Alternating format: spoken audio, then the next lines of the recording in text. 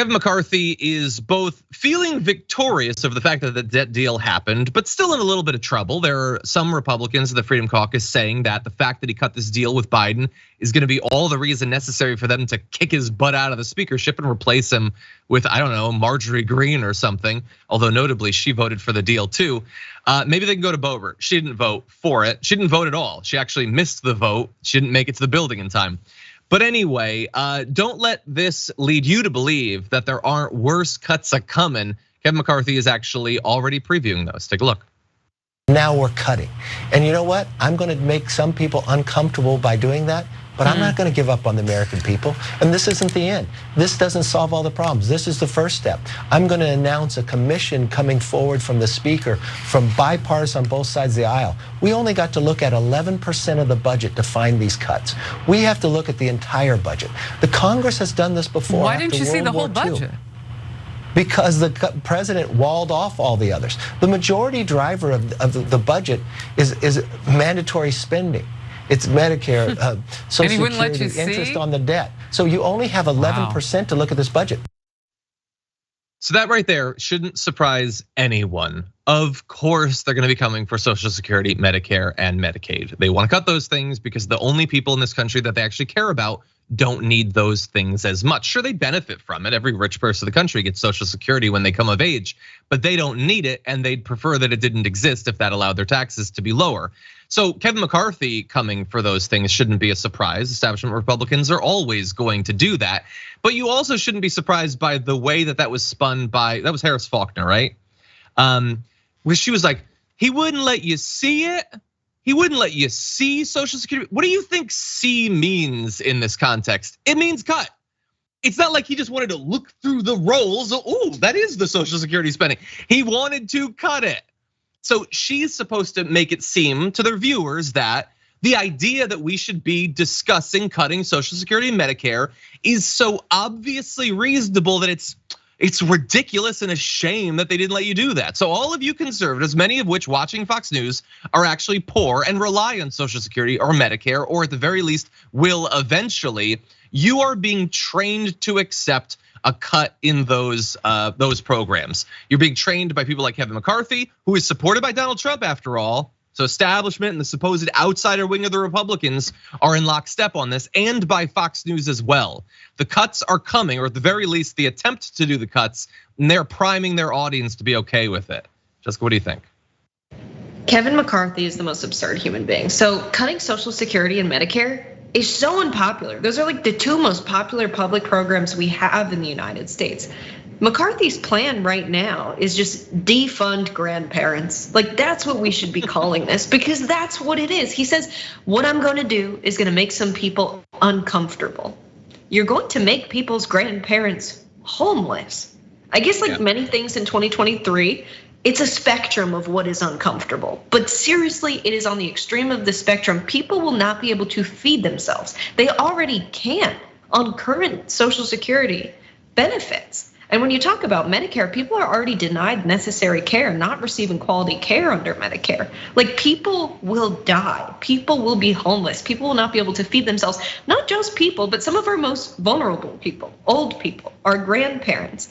And so it's ridiculous that this is his plan and he's framing it like, I'm gonna stick with the American people. I'm gonna fight for you, I'm gonna make this right. That's like literally setting a house on fire and being like, all right, everybody, we've gotta move.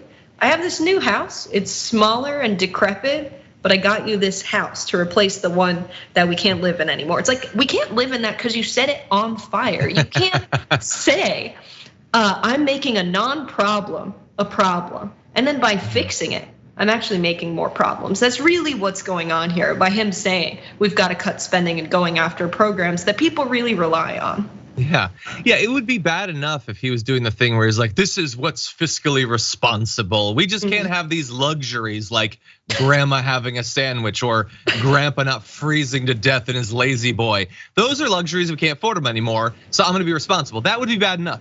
But what he's doing is he's going into your grandparents' house, he's rooting through the fridge, he's taking their blankets and then saying, I'll never stop fighting for you as I take all of your stuff. Don't pitch yourself to be the hero as you're leading them towards death. That's insane.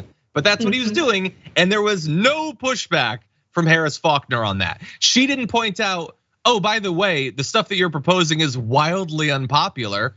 In a recent AP NORC poll, 79% were opposed to reducing the size of Social Security benefits, which raising the retirement age would be a reduction of benefits if you don't get paid them for 3 additional years. That is a significant cut in your benefits. 67% are against raising monthly premiums for Medicare. By the way, 58% of the country supports the idea of increasing taxes on households making over $400,000 a year, specifically to pay for Medicare.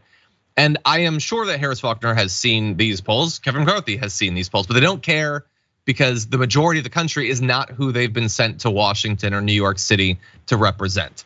And so I have no doubt that they're going to be proposing those cuts. That's a given. So the question is going to be, will the Democrats play ball on that? And that is where I start to get really worried.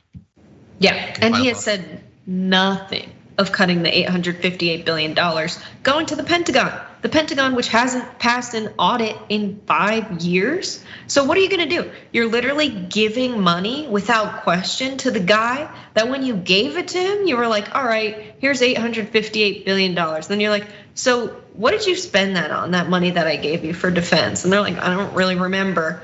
You're gonna keep giving that guy money? But when you gave money to people's grandparents and people on food stamps, you're like, here you go, this is for your grandparents to continue to live. And here's money for food that you need to survive. And then you're like, what did you spend it on? And they're like, I could literally only spend it on what I need to survive. And you're like, well, I think maybe you should get less. Like how, that's how we're making decisions here. Yeah. No, it's not cutting the military. They're locking in increases over the next 2 years because here's the thing that you don't seem to get. We need an $860 billion military budget plus extra contingencies because if we had a $600 billion military budget, we would immediately be invaded by Argentina. And there goes America. We won't have an America anymore. It's ridiculous. If we had a $150 billion military budget, we would be perfectly fine as a country. We would be at no risk. In fact, we'd be at much less risk of the actual things that threaten Americans' lives, which are not people from Chile. It's diabetes and sickness and homelessness, and those are the things that theoretically the budget could be going towards, but it doesn't because instead it's being spent by Raytheon, Northrop Grumman, and all those sorts of things. Yeah, he's giving the money to the people with the nukes. That makes sense. 100%. He's afraid. Yeah, which I get it. They have nukes. They're scary.